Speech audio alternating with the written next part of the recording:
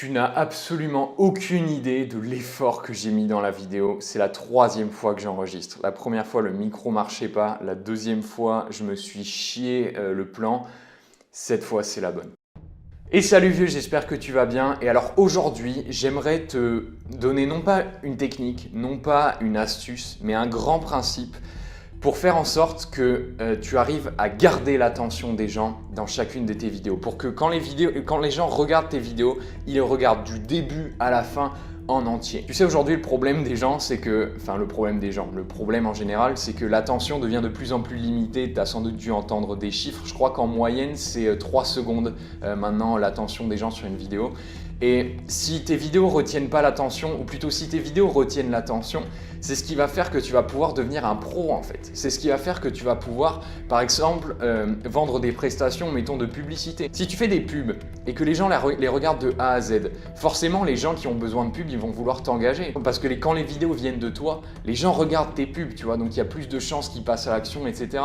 Ça fait de toi quelqu'un d'extrêmement attractif finalement en termes de vidéos, en termes de valeur en fait. C'est commercial purement et simplement. Je sais que c'est pas, on n'aime pas toujours parler de ça, mais c'est la réalité. Ça te permet aussi de mieux convaincre. Si toi, par exemple, aujourd'hui, tu veux bosser avec des clients, regarde, est-ce que ça t'est déjà arrivé de te présenter devant un client en lui montrant ton portfolio parce que tu es là, tu es en train d'essayer de le closer, tu vois, de le convaincre de bosser avec toi, et tu montes ta vidéo, tu cliques sur play et tu vois que le mec, au bout de 10 secondes, il commence à se faire chier et regarde autour comme ça.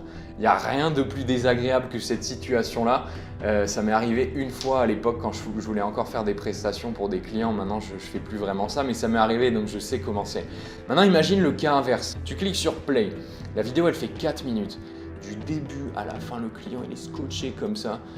Tu lui as donné un casque, il est là, il regarde du début à la fin. À un moment, il y a même son assistante ou alors une serveuse du restaurant qui vient pour lui demander « Ouais, on a un problème avec ça ». Il dit « Attends, je regarde 2 secondes, tu vois ». C'est ouf, ce serait ouf, pas vrai? Mais c'est ça le pouvoir c'est ça le super pouvoir en fait de savoir garder l'attention. Tu vas me dire, est-ce que c'est difficile? Comment on peut faire? Parce que ça peut sembler difficile de faire ça. On se dit, ouais, il faut que je devienne un réalisateur de film ou quoi. Bah pas tant que ça.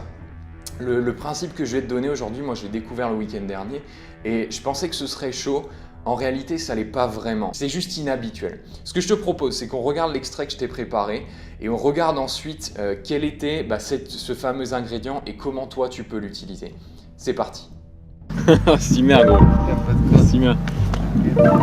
Ce que je vais te dire là pourrait être très controversé.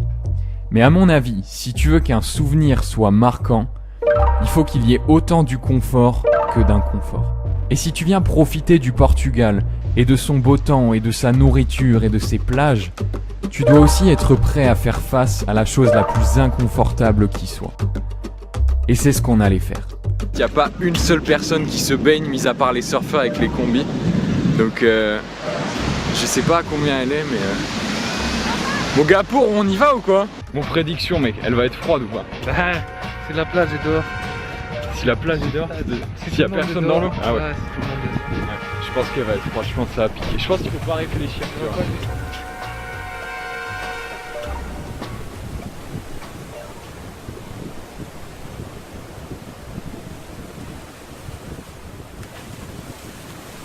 Voilà, donc tu as vu l'extrait juste avant de continuer, c'est l'extrait d'une vidéo que j'ai fait le week-end dernier. Je t'invite vraiment à la regarder si ça t'intéresse et si tu veux la voir en entier. De quoi il parle ce passage? Ce passage en soi, c'est moi et mon pote qui allons se baigner. Si tu décortiques, si tu le mets à nu, si tu le fous à poil, ce passage-là, c'est juste ça. On va aller se baigner. Comment est-ce que je fais pour garder ton attention dans ce passage-là? Parce que si je te présente les choses comme ça, tu vois, si en voix off, dans la vidéo, si en voix off, je te disais « Ah bah tiens, on va aller se baigner », ce serait méga chiant comme vidéo, t'es d'accord? T'as pas envie de regarder ça.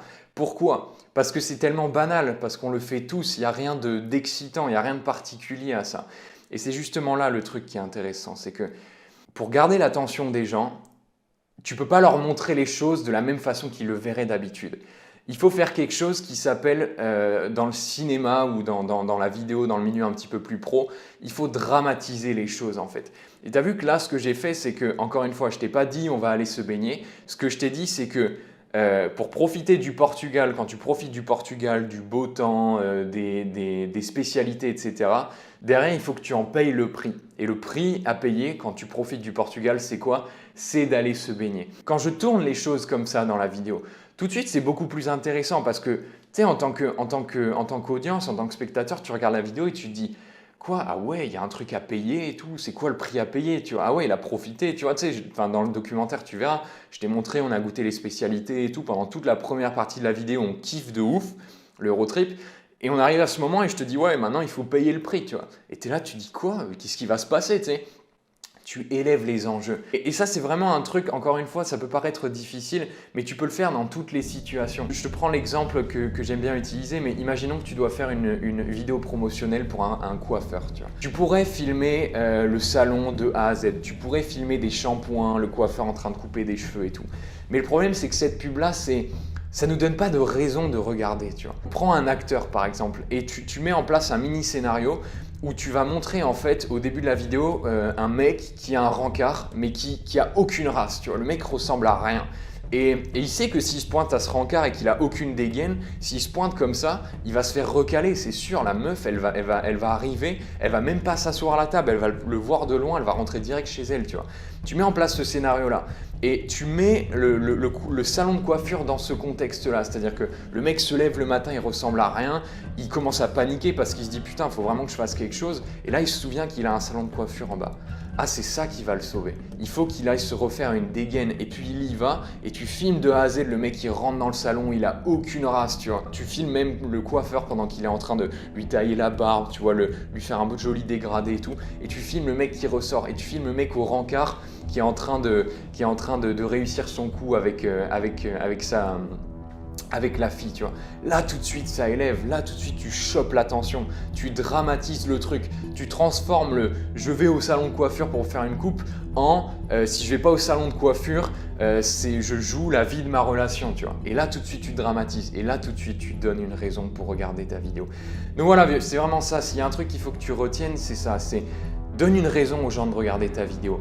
Élève les enjeux, sois créatif. Là, tu vois, je ne peux pas te dire exactement comment tu peux faire, mais c'est très facile. Tu as juste à imaginer une scène, demande-toi juste qu'est-ce qui ferait que les gens devraient regarder ça? Comment est-ce que je peux élever les enjeux de cette scène-là? Et tu vas voir que c'est ça, que quand tu injectes ce truc-là, les gens regardent ta vidéo de A à Z. Même comparé à d'autres vidéastes qui ont des techniques de malade, du matos de ouf et tout, toi, tu es là et les gens regardent toute ta vidéo et à la fin, ils sont là en mode « Ah ouais, du sale, l'histoire de ouf et tout ».